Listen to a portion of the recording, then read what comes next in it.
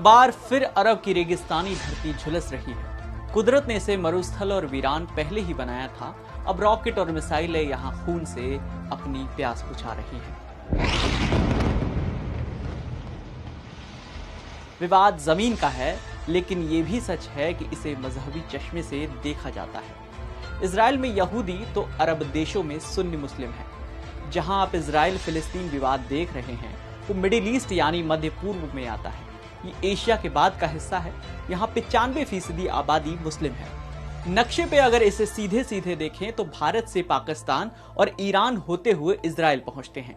1948 में फिलिस्तीन को तोड़कर इजराइल बनाया गया। हालांकि यहाँ पहले भी यहूदी रहा करते थे।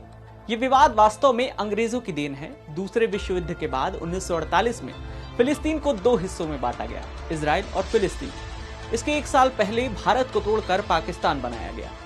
यहां भी अंग्रेज कश्मीर समस्या छोड़ गए।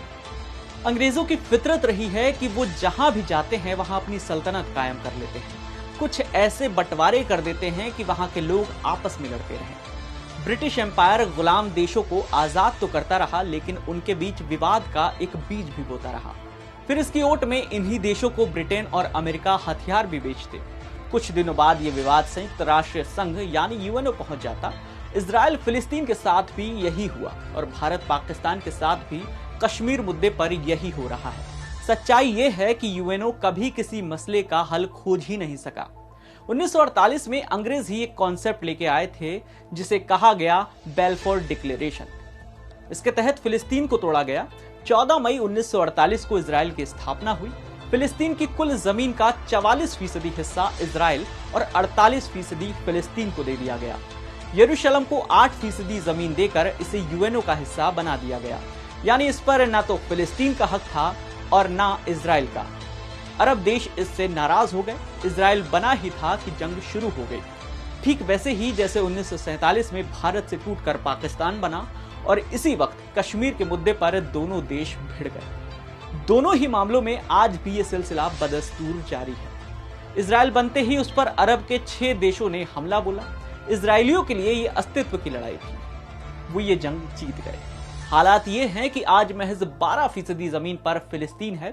इजराइल ने कुछ ऐसे नियम बनाए कि फिलिस्तीनी अपनी रक्षा के लिए सेना ही नहीं बना सकते, उन्हें हथियार रखने की भी इजाजत नहीं है। मुस्लिमों के लिए ये आन की लड़ाई है। आम लोगों के लिए मुस्लिमों के 2 धार्मिक स्थल अहम हैं, एक मक्का और दूसरा मदीना। ये दोनों सऊदी अरब में हैं, लेकिन तीसरी पवित्र मस्जिद अल अक्सा यरूशलेम में है और इस पर यूएन का कब्जा है। यरूशलेम में एक जगह है शेख जर्राह। इजराइल के सुप्रीम कोर्ट ने आदेश दिया कि इस जगह को खाली किया जाए क्योंकि यह जगह यहूदियों की है। करीब 150 साल पहले जब ब्रिटिश शासन ने यहूदियों को यह भरोसा दिलाया कि इस जगह उन्हें ही बसाया जाएगा, तो यहूदियों ने अरब के लोगों से बहुत महंगे दामों पर यह जमीन खरीदी। इसके डॉक्यूमेंट्स भी यहूदियों यानी इजराइल के पास है।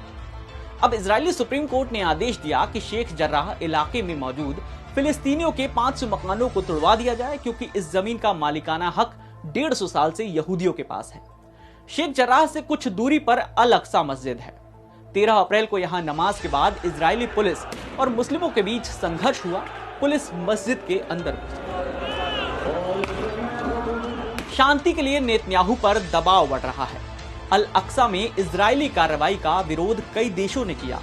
भारत ने भी कहा कि यथास्थिति बनाकर रखनी चाहिए।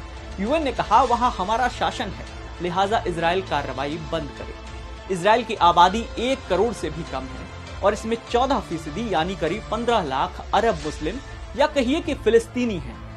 अल अक्सा के अपमान से ये भी नाराज हो गए। इजराइल में यहूदियों और मुस्लिमों के बीच दंगे शुरू हो गए।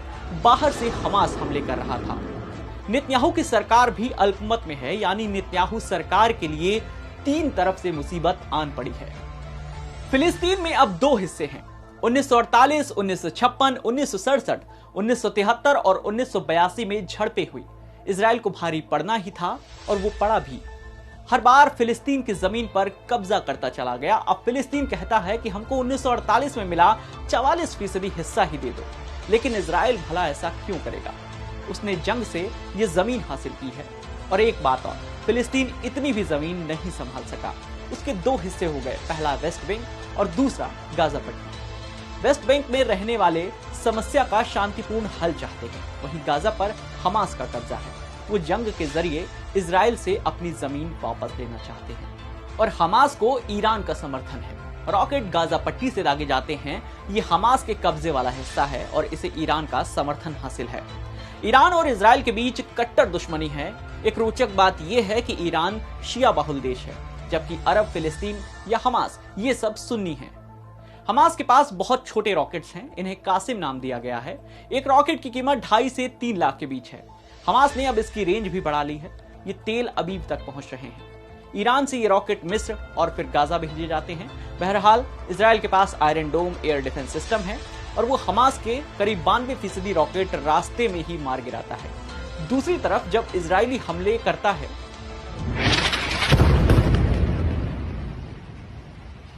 तो फिलिस्तीन में भारी जान माल का नुकसान होता है। इसकी एक वजह यह भी है कि फिलिस्तीन के पास बचाव का कोई रास्ता नहीं है। ये इलाका भी बहुत छोटा और बेहद घनी आबादी वाला है।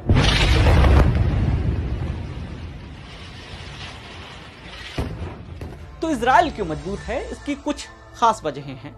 ये हर मामले में सेल्फ डिपेंड है। दुनिया के सबसे घातक हथियार उसके पास मौजूद हैं।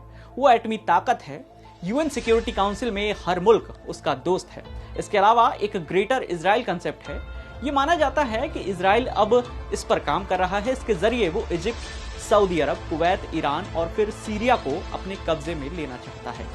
इन्हीं 6 देशों ने मिलकर 1967 में उस पर हमला किया था और मुंह की खाई थी। एक हकीकत ये है कि अरब देश फिलिस्तीन के मुद्दे पर तो बोलते हैं, लेकिन चीन के शिनजियांग प्रांत में खत्म हो रही उइगर मुस्लिमों की प्रजाति पर चुप रहते हैं।